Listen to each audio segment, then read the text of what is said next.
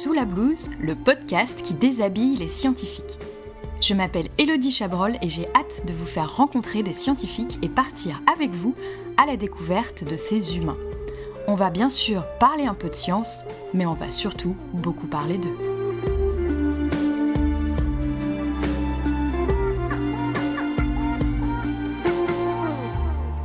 Bonjour à toutes et à tous, bienvenue dans ce nouvel épisode de Sous la blouse. Aujourd'hui, j'ai le plaisir de recevoir Élie Kadosh, doctorant en mathématiques appliquées et informatique. Bonjour Élie. Bonjour Élodie.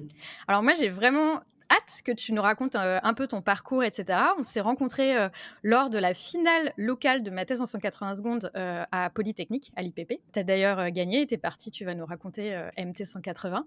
Donc j'ai vraiment hâte que tu te déshabilles à mon micro. Alors la question traditionnelle au début, bien sûr, on commence toujours avec la blouse sur le dos pour que tu nous racontes tes recherches. Donc écoute, tu as 180 secondes ou plus cette fois-ci pour nous raconter ça. Parfait. Donc ma thèse, c'est développer des algorithmes de contrôle pour les éoliennes. D'accord. Voilà. Alors là, tu l'as fait en moins de 180 Absolument. mots même, carrément. Ok, l'idée c'est d'améliorer les éoliennes, c'est ça?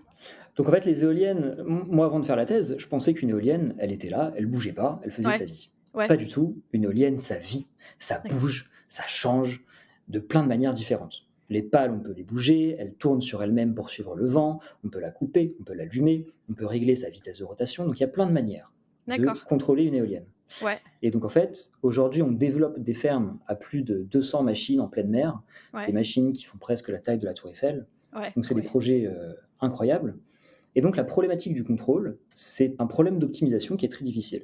Et moi, j'essaye d'utiliser des algorithmes d'intelligence artificielle, et plus Ouais. spécifiquement d'apprentissage par renforcement, mais on va y revenir dans ce podcast parce que c'est ce qui est à la base de tout ce qui me passionne dans ce sujet, D'accord. pour les éoliennes, pour essayer de les rendre plus intelligentes et optimiser la production d'énergie. Ouais, parce que alors je vais mettre en lien ton ma thèse en 180 secondes parce que justement tu disais ça va pas d'intérêt si elles sont pas dans le sens du vent, c'est ça? Oui, Par exemple, genre en gros ça sert à rien qu'elles soient là si elles sont parallèles au vent et qu'en gros ça fait pas tourner les pales, quoi. exactement. Ça, c'est le premier problème. Et le deuxième, c'est quand elles sont nombreuses, elles se gênent. Ouais. Et donc, la meilleure solution, c'est pas de les garder toutes alignées, mais c'est de créer des petits écarts Ouais. pour optimiser le flux du vent entre les éoliennes.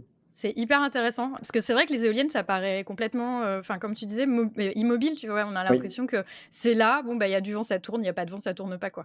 Et c'est vrai qu'on les observe pas assez longtemps pour se dire: «Ah mais ça tourne», et cetera, et cetera.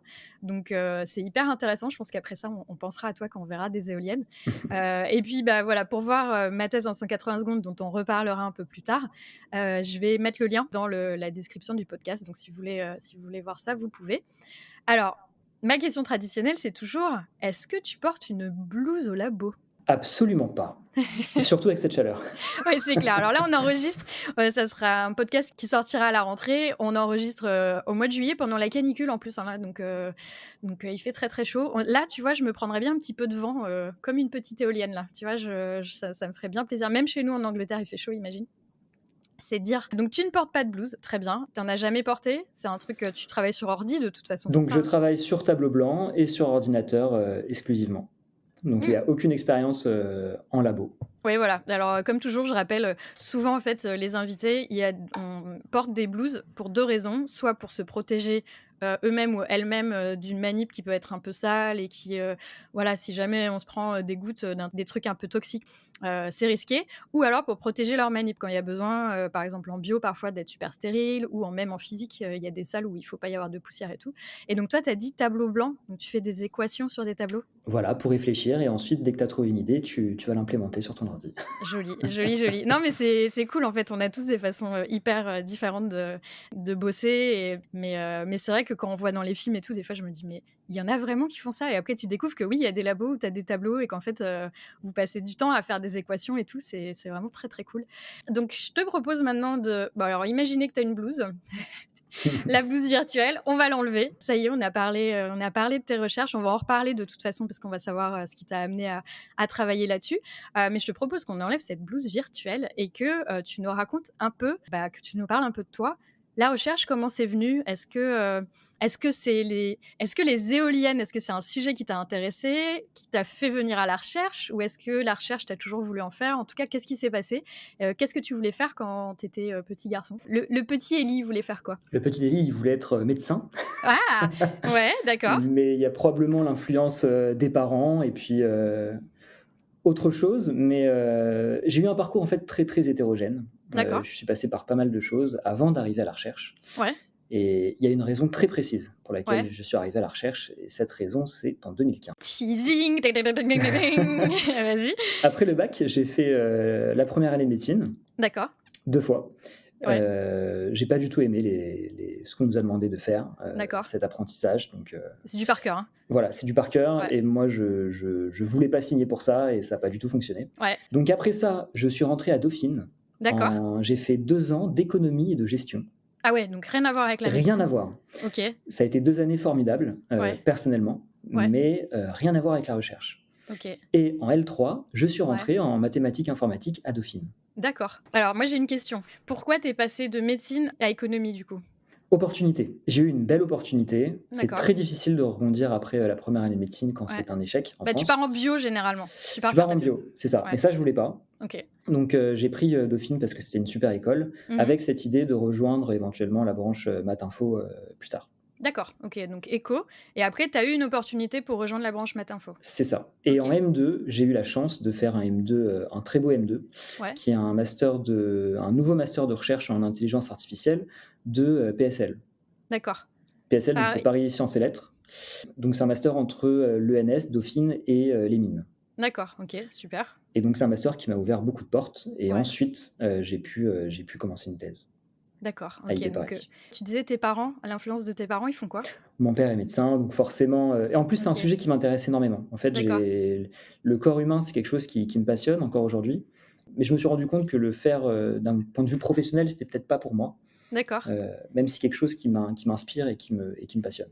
Oui, mais c'est vrai que les études de médecine, alors moi je les ai pas faites, mais par contre j'ai enseigné en médecine, c'est Ouais, du par cœur. C'est du par cœur et je me suis dit que j'aurais jamais pu le faire parce qu'effectivement, il faut tenir le coup d'apprendre des trucs, par cœur et des tonnes de ouais, trucs quoi. C'est assez violent. OK, donc là tu as fait ce M2, c'est là où tu as découvert la recherche du coup?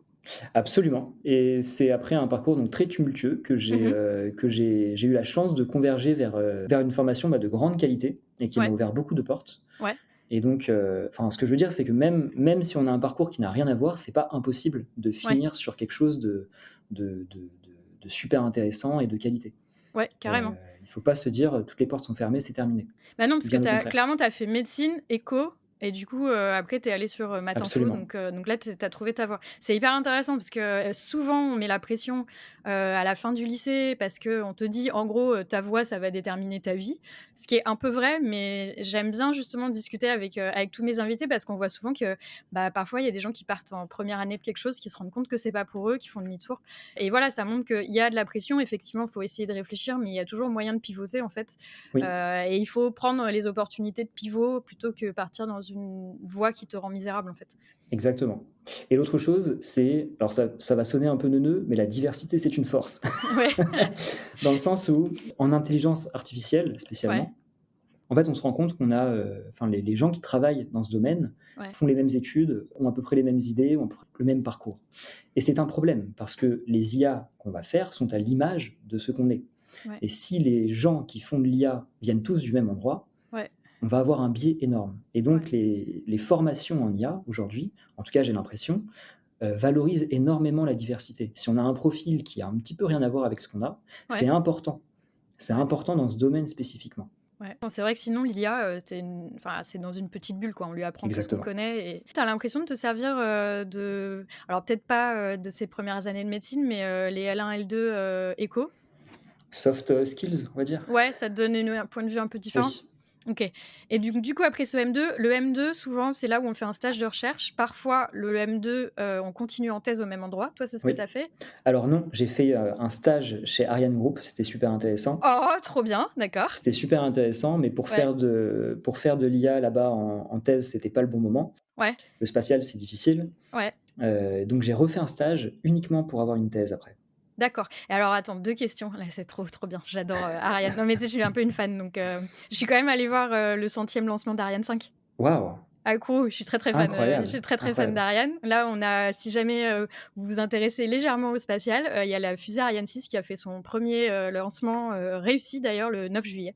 Donc je pense que vous pourrez retrouver ça, c'est très émouvant, c'est une nouvelle fusée, donc c'est assez cool. Ariane Group, qu'est-ce que tu faisais, comme stage du coup? C'était IA? Ah, tu as le Donc droit d'en stage de parler. recherche, Ouais, en IA ouais, pour faire de la, c'était un stage de recherche sur de la détection et de débris spatiaux. d'accord, OK. Le sujet était incroyable. Bah, ouais, carrément et ton stage d'après, c'était quoi? Et ensuite, donc j'ai pas pu continuer en thèse avec Ouais, Ariane parce que c'était pas vraiment l'esprit, en tout cas au moment où j'y étais. Et je voulais absolument faire une thèse CIFRE, donc une thèse, industrielle. Ce ouais. côté, business, ce côté industrie, il est super Mmh mh. important pour moi dans la recherche.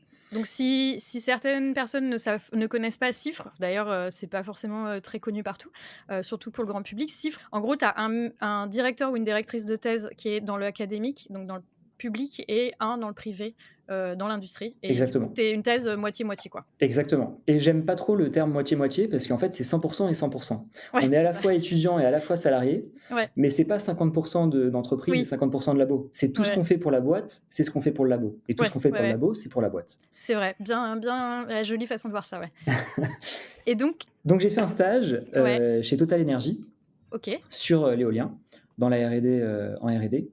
Et c'est là où en fait le sujet, m'est apparu, fantastique et le stage s'est très bien passé et en fait j'ai voulu continuer sur ce sujet, en thèse. d'accord et là, c'est donc ce que tu es en train de faire et Exactement, pareil, donc tu es en Cifre, avec Total exactement. et tu nous disais 2015, c'est quoi 2015? Alors, Élodie, est-ce que tu connais le jeu de Go? Oui.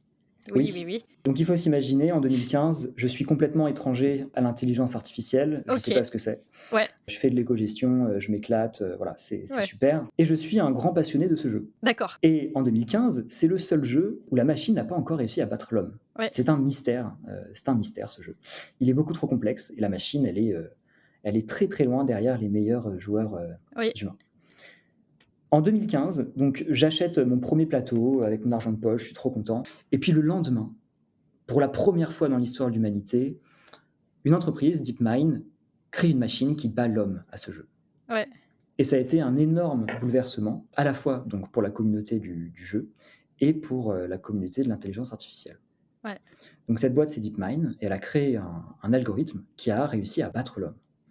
Et en 2015, j'assiste à ces parties, donc Ouais. c'était, à l'autre bout du monde, donc à 4 heures du mat, j'étais derrière l'ordi, à voir cette machine jouer Ouais. et j'étais mais bouleversé. Et le mot est le bon, c'était un Ouais. bouleversement, vraiment un bouleversement. Et ce jour-là, je me suis dit: «Je veux comprendre cette machine, je veux comprendre comment elle fonctionne et je veux dédier ma vie à ça». Waouh! Ah Parce que ouais, c'est extraordinaire, c'est c'est une extraordinaire. révélation, quoi. Une révélation, vraiment c'est un bouleversement.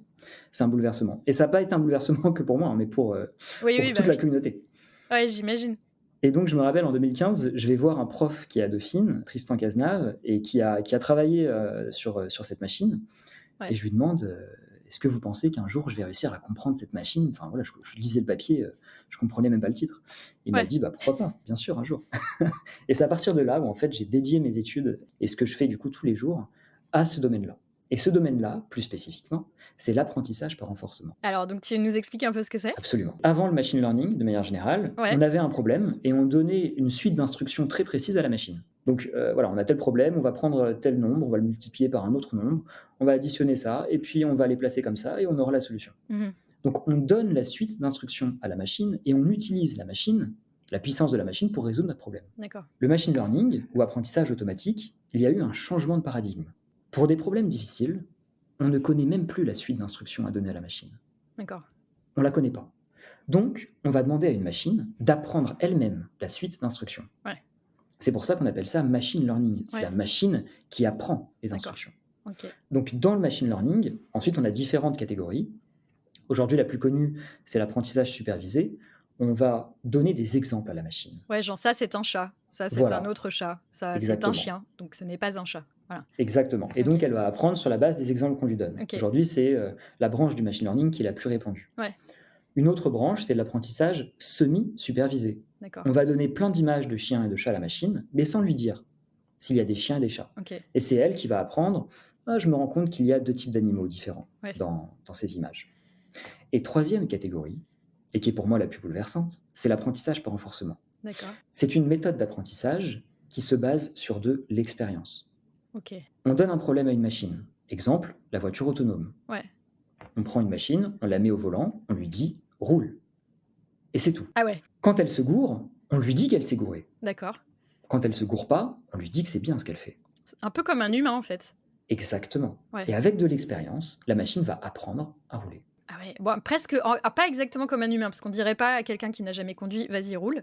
On expliquerait un peu comment faire avant, mais donc du coup, ouais, c'est tu laisses tout faire et tu lui dis: «Non, ça c'est pas bon, là c'est bon» Exactement et et là, ce elle nom apprend. enfin, cette information-là, on l'appelle la récompense D'accord, et donc c'est de l'apprentissage basé sur une récompense. OK.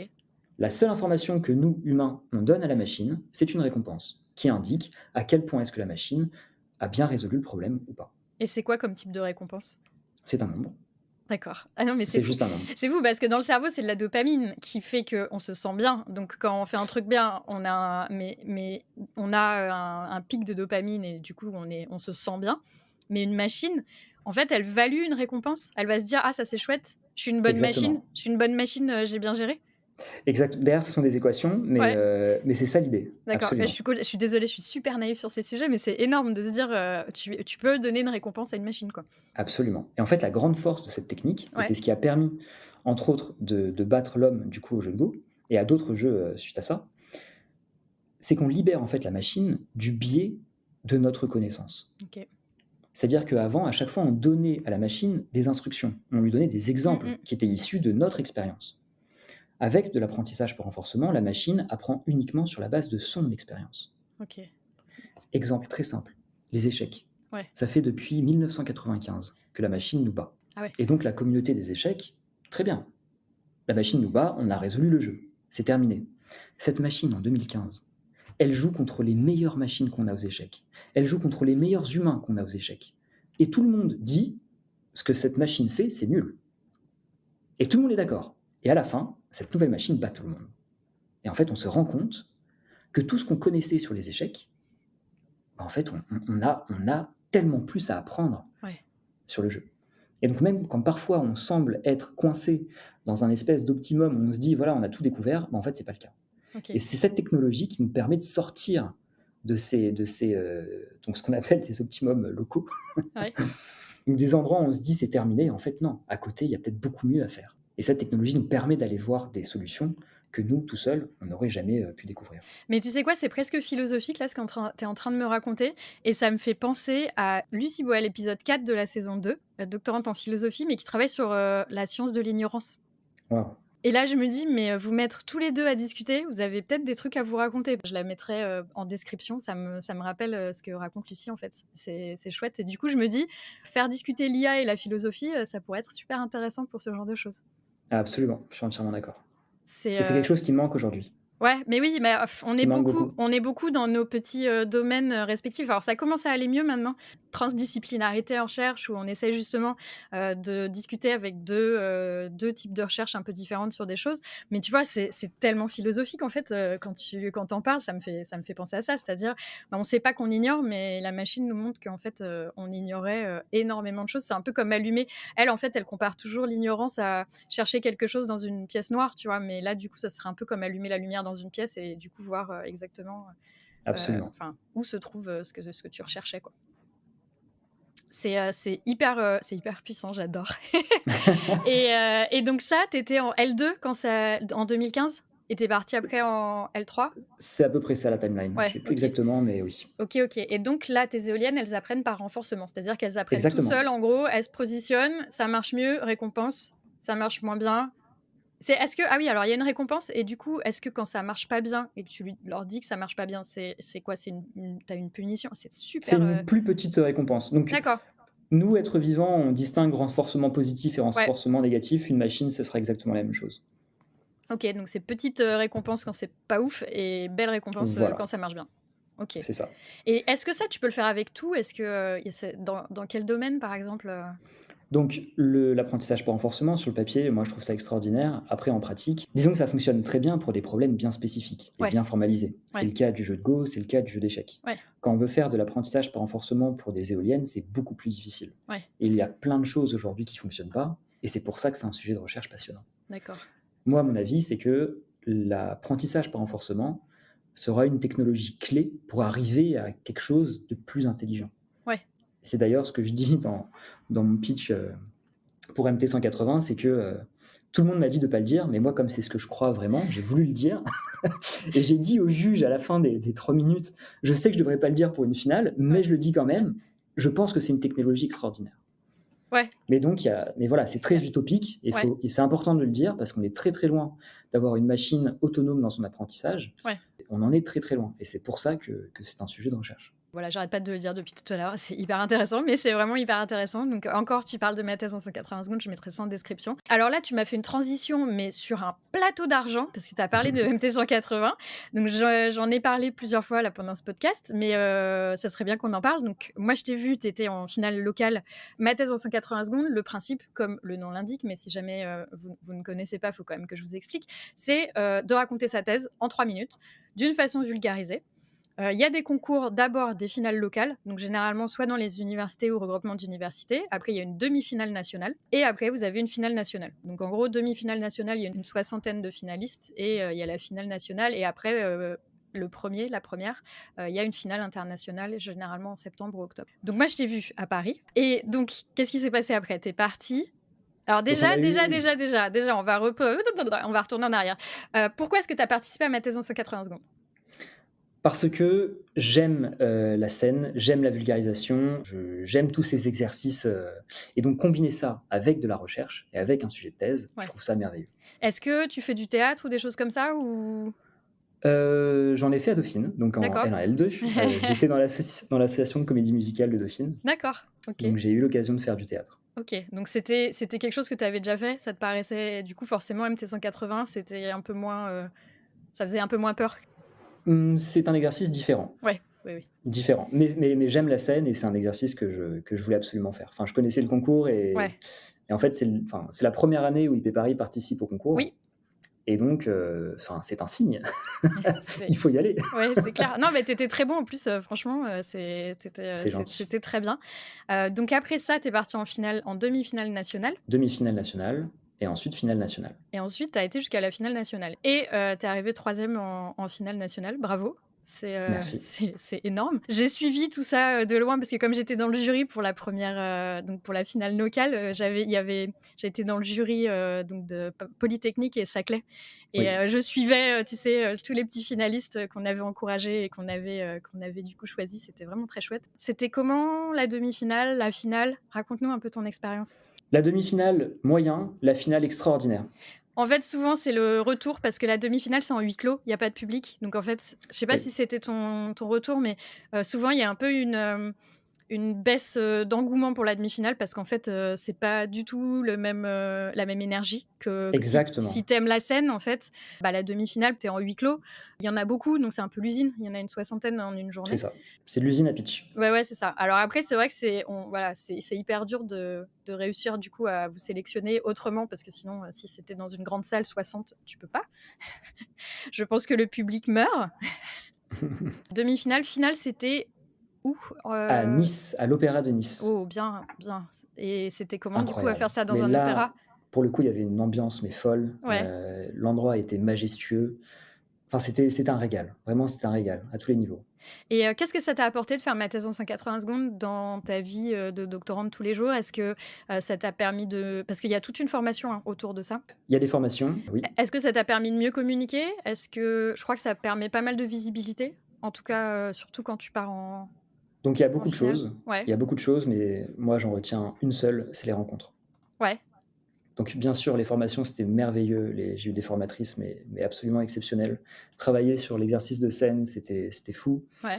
Les ouvertures, les contacts, absolument. Mais ce qui est vraiment au-dessus de tout, ce sont les rencontres. Les rencontres entre doctorants et doctorantes du coup?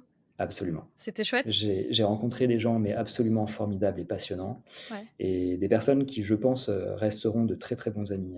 C'est chouette Ouais, surtout que, bah, déjà si c'est des endroits, des instituts, des universités différentes, vous vous seriez jamais croisés et parfois c'est en plus des domaines différents.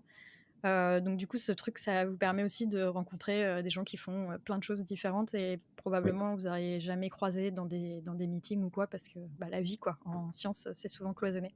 Et tu penses, que ça a changé, non? Tu as toujours adoré la communication? J'ai toujours adoré ça et bah, typiquement, comme je fais une thèse CIFRE, moi, le côté, vendre son travail, Ouais, valoriser son travail, que ce soit d'un point de vue, oral, d'un point de vue monétaire, d'un point de vue pourquoi est-ce qu'on ce qu'on fait est intéressant et important. ouais.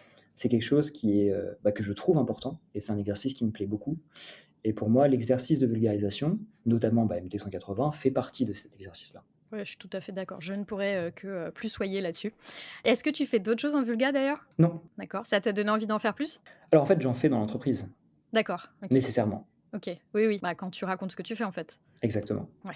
Non mais vulga, je parlais grand public du coup, ça t'a donné envie de faire d'autres choses? Éventuellement, je sais pas trop comment, par quelle voie, mais Ouais, toujours, bah, si jamais, vous nous écoutez, que vous faites de la science et que vous avez envie de faire Pint of Science, il y a toujours des formulaires, qui circulent, autour du mois de novembre, pour, présenter vos recherches. Voilà, je dis ça, je ne dis rien.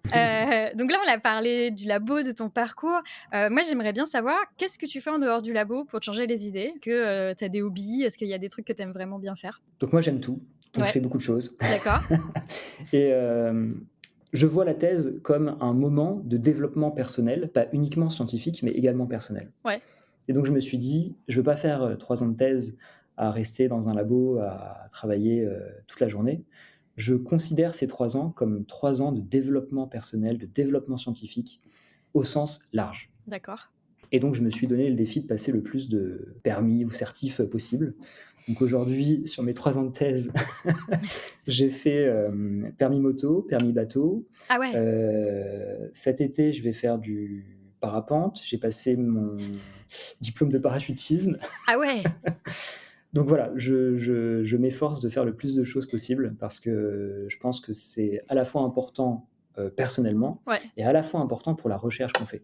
Si on est bien dans son corps et dans sa tête, ça nous permet d'avoir beaucoup plus d'idées et d'être beaucoup plus productif Ah ouais, carrément, dans sa recherche. mais ça te prend du temps de fou, tout ça, non? Pas spécialement. Alors c'est parce Enfin, que c'est un ouais, temps que je décide d'investir. ouais, Du coup, je fais moins de choses à côté. ouais, Mais quand je décide de faire quelque chose, voilà, je choisis bien mon temps et je dis: «Bah, voilà, je vais investir, je vais faire ça» ouais. et j'essaie d'être le plus efficace possible. Et du coup, permis bateau, par exemple, c'est pour aller faire une petite croisière à un moment? Il y a des trucs que tu voulais faire ou Non, pas spécialement, c'est juste non? pour cocher des cases. Non, non, je rigole, je rigole. Un bateau, avec permis, c'est quand même beaucoup plus fun qu'un bateau sans permis. Ah bah oui, oui, oui, c'est clair. OK. Non, mais alors ce qui est rigolo, c'est qu'on a on a des expériences complètement différentes, de la thèse parce que, par exemple, en bio expérimental, tu es enchaîné à ta paillasse. Oui, Et du coup, enfin, tu vois, même il y a des week-ends où j'ai dû complètement abandonner. Toute ma dernière année de thèse, j'avais pas de week-end parce qu'il fallait que j'aille voir, mes cellules, machin, que j'aille vérifier des trucs que je ne pouvais pas abandonner le week-end. Et c'est vrai que du coup, c'est des expériences de thèse un peu différentes parce que moi, mais jamais de la vie déjà ne pas venir le week-end au labo, c'était déjà énorme, tu vois? C'était presque une waouh, bataille de dire, «Non, je ne viens pas au labo ce week-end». C'était dû à la bio et puis j'ai l'impression aussi que la mentalité en thèse, elle change un peu. Nous, c'était vraiment, les doctorants et doctorantes, étaient les esclaves du labo et qu'en gros, ouais, tu devais vivre enchaîné à ta paillasse et voilà et si tu avais une vie à côté, c'était presque, mal vu, quoi et puis, bah, voilà, bio en plus, même en postdoc après, il y a toujours eu des week-ends, on était d'astreinte, on avait un planning sur, qui devait passer, s'occuper de, toutes les toutes les cellules, toutes les trucs de tout le monde, tu sais, à enlever du frigo, à mettre, sur les incubateurs, dans les incubateurs et cetera. Mais c'est chouette si tu as le temps de faire tout ça. C'est quoi qui est sur ta liste, de futurs trucs à faire? alors, du coup, pour rebondir sur ce que tu viens de dire, plus on Ouais, s'approche de la fin de la thèse plus c'est et moins compliqué. j'ai de temps. Ouais, bizarrement. Donc bizarrement, la liste va se raccourcir. Mais non, il ne s'agit pas uniquement de cocher les cases, mais uniquement des choses que j'avais envie de faire Ouais. et je voulais pas, ne pas les faire parce que j'étais en thèse. Oui et puis comme ça te donne du temps pour après, enfin ça te donne Exactement. moi j'ai passé mon permis en thèse, j'avoue, ça faisait Mmh. des années que je galérais et en fait, à un moment je me suis dit: «Bah, ça me stresse, quitte à être stressée». Je J'ai soutenu et j'ai passé mon permis à 15 jours de à 15 jours d'écart en me disant, De la soutenance? ouais, en me disant, Waouh. «Stresser pour stresser, autant que je passe mon permis», tu vois? Enfin, j'étais là franchement quand j'ai écrit en fait le truc c'est que je galérais pour pouvoir aller au code, pour pouvoir avoir du temps de conduite aussi et en fait, quand j'ai commencé à écrire, je me suis dit: «De toute façon, j'écris principalement l'après-midi et le soir, voire un peu la nuit. Je suis pas du tout du matin. Par contre, je peux aller faire mes heures de conduite le matin, en fait. Et du coup, ça m'a libérée parce qu'avant, j'étais enchaînée à ma paillasse. Et effectivement, j'ai passé mon permis à 15 jours, nickel. Tu vois, je m'étais dit, ouais, allez, Impressionnant. gros paquet de stress. En plus, comme ça, je peux partir en vacances après. Hop là, c'est bon. Et voilà. Donc, un peu comme toi, tu vois, genre, tiens, il y a des trucs à faire, autant Et faire. je pense que il y a des moments dans la thèse qui sont un peu difficiles et donc le fait d'avoir des petites victoires personnelles à Ouais. côté, c'est important aussi, enfin, quand j'ai eu le permis moto, ça a été tellement un changement dans ma vie que enfin vraiment ça m'a redynamisé pour la thèse et je sais pas, ça n'a rien à voir, mais ça permet de se sentir mieux et de se dire, bah, enfin, il y a pas que la thèse qui compte et voilà, si parfois Mmh. ça fonctionne pas ou c'est difficile, bah, la vie continue et la vie est belle. Ouais et ça marche, pareil pour le postdoc, hein. Mmh. On arrive à la fin du podcast et alors là, on a plusieurs choses à faire. Déjà, il y a, les questions. Donc ce que j'ai établi il y a quelques épisodes, c'est que j'ai envie que les invités se posent des questions entre eux ou entre elles. Alors bien sûr, tu peux pas savoir, tu peux pas le faire en live et cetera, mais ce que je demande toujours maintenant, c'est aux invités de poser une question au prochain ou à la prochaine et de répondre à la question de l'invité d'avant. Très bien. Alors, la question d'avant, c'était Marine Join qui te demandait: «Quel conseil tu donnerais à ton toi d'avant, plus jeune?» Alors, je lui dirais de faire plus de maths. Alors je sais pas si c'est drôle ou si c'est triste, Ouais, mais comme j'ai eu un parcours un peu tumultueux, ouais, j'ai vu plein de choses et ça m'a donné une diversité qui est du coup une richesse et ça c'est ouais, génial et je pense que c'est une force aujourd'hui pour moi. Mais la contrepartie, c'est que je n'ai pas le même, bagage mathématique ouais, que quelqu'un qui a fait prépa, très tôt, par exemple. d'accord. Et aujourd'hui, je me rends compte que les maths, bah, c'est vraiment enfin, la clé Pas mal de pour sciences, faire hein. beaucoup de choses Ouais. et donc avoir, enfin voilà, tout simplement faire plus de maths, même si c'est pas faire prépa, au moins, en faire un peu plus à côté. Très bien, donc on note et alors, maintenant le moment de la question à la prochaine. Alors j'ai l'impression que beaucoup de questions sont tournées vers le passé, donc moi je poserais une question tournée vers le futur. Ouais, très bien. Quel est l'impact de tes recherches sur, la société aujourd'hui et demain? Parfait, très bien, j'aime bien ces questions parce que c'est des questions que je poserais pas forcément et puis, voilà, le là, on sent très clairement le côté, valorisation, impact, des recherches, dont tu as pas mal parlé, clairement, qui est hyper important. C'est vrai, voilà, faire des recherches pour comprendre, c'est hyper cool, mais se dire que les recherches vont servir et vont y être utilisées par la société pour quelque chose, c'est vrai que ça apporte un truc, intéressant. Parfois, c'est pour comprendre le passé, pour pas refaire les mêmes bêtises, par exemple en histoire, je pense que ça va être pas mal comme ça. On arrive à la vraie fin de ce podcast cette fois-ci, donc au mot de la fin. J'aime bien, ça fait toujours très solennel. Est-ce qu'il y a quelque chose qu'on n'a pas eu le temps d'aborder? Est-ce qu'il y a quelque chose qu'on a déjà abordé sur lequel tu voudrais revenir? Mais pour terminer ce podcast, en fait. Peut-être, juste, un partage sur, l'intelligence artificielle qu'aujourd'hui dans la société. Ouais, Donc ça a une position peut-être un peu floue, on s'imagine peut-être des choses fausses. Aujourd'hui, je trouve ce qui manque en IA, c'est que les gens qui font de l'IA ne communiquent pas assez avec des linguistes, avec, des gens qui vont faire, pas de l'IA, mais des choses qui sont importantes pour faire des machines intelligentes. Je prends un exemple très simple, ouais, ChatGPT. ouais, ChatGPT ne comprend rien à la langue. Ce sont des stats, ce sont des probas. Et en fait, on a besoin de travailler avec des linguistes pour essayer de faire des machines qui vont vraiment comprendre en profondeur ouais. le langage. Et ça, c'est juste un exemple. Et donc, tu as une vision beaucoup plus générale de la science dans son ensemble que moi, mais j'ai l'impression qu'aujourd'hui, il manque des ponts entre différents sujets et des ponts qui sont, je pense, absolument capitaux pour découvrir des nouvelles choses. Ouais, on ça commence. Il y a de plus en plus de choses, mais c'est vrai que c'est toujours un peu difficile et l'interdisciplinarité, c'est toujours, discuter, c'est toujours un peu compliqué, surtout en termes de financement, parce que quand on demande, de l'argent à X qui finance, une discipline, de dire: «Bah, on va faire un truc qui est un peu à Oui, côté avec» c'est en fait, j'ai l'impression que c'est beaucoup ça, souvent, c'est la barrière, ce sont les financements. Parce que souvent, c'est des financements qui vont être, pour, la neuroscience, par exemple et si tu dis: «Ah ouais, mais je vais faire ça avec, un tel, on va parler» et puis que tu mets 2 disciplines, du coup, ça devient un peu compliqué. Mais effectivement, je suis bien d'accord avec toi, c'est intéressant de prendre un sujet. D'ailleurs, avec Mind of Science, on essaye de le faire parfois, de prendre un sujet et de se dire, qui vraiment va être impacté par ça ou pourrait aider. En fait, voir toutes les sciences qui sont autour d'un sujet et l'intelligence artificielle, au final, ça touche, bah, quasi tous les sujets, quoi. absolument. Et c'est vrai que voilà, se dire, faut comme tu disais tout le monde comme tu disais tout à l'heure, la diversité, mais du coup, c'est pas juste une diversité de background et de connaissances, ça peut être aussi une diversité de sciences autour pour essayer de faire en sorte que ça devienne, intelligent et surtout que ça devienne, intelligent dans tous les domaines, quoi. Et alors ça, c'était le mot de la fin, mais avant qu'on commence, tu m'as teasé en me disant que, il y avait une raison pour laquelle tu n'avais pas répondu par avance aux questions. Tout simplement parce qu'à chaque fois que je suis en soirée ou que je parle avec des gens, bah, ce sont des réponses que je fais H24. Et donc en fait, c'est mon moyen de partager, voilà, mon expérience ou quand je discute avec des amis, c'est des sujets finalement qui reviennent souvent et donc ce ne Ouais, sont pas des questions, nouvelles ou ouais. des choses auxquelles je dois réfléchir. Mais c'est ça et en fait, bah, ce qui est rigolo, c'est que ce podcast, je l'ai basé sur beaucoup de questions qu'on me posait. OK, intéressant. Et sur effectivement, quand je disais j'étais chercheuse, on me disait: «Mais pourquoi? Comment ça t'est venu? Comment machin?» et cetera. «Mais tu fais quoi? Mais tu fais que du labo?» «Bah non, non, j'ai une vie à côté» et cetera et du coup, c'est un peu basé là-dessus. Ça et les questions qu'on entend souvent à Pint of Science de gens qui demandent, pourquoi ces recherches-là? Comment Mmh, est-ce qu'on est venu à très s'intéresser intéressant. à ces sujets? Donc je trouve ça surtout très intéressant, surtout l'idée de se dire, voilà, un chercheur ou une chercheuse, c'est pas juste une connaissance, une science, c'est, un parcours, c'est une vie à côté et je trouve ça toujours, hyper intéressant de montrer ça et merci d'avoir joué le jeu aujourd'hui, de m'avoir tout raconté, d'avoir enlevé cette blouse virtuelle pour m'avoir raconté tout ça. C'était super intéressant. Regardez dans la description, il y aura plein de liens, notamment le lien pour ma thèse en 180 secondes. Je vais mettre les liens aussi pour, LinkedIn et cetera pour si jamais les gens veulent, te contacter et parler plus avec toi et en savoir plus. Avec grand plaisir. Bah, merci à toi Elodie. Merci à toi. Au revoir. Au revoir.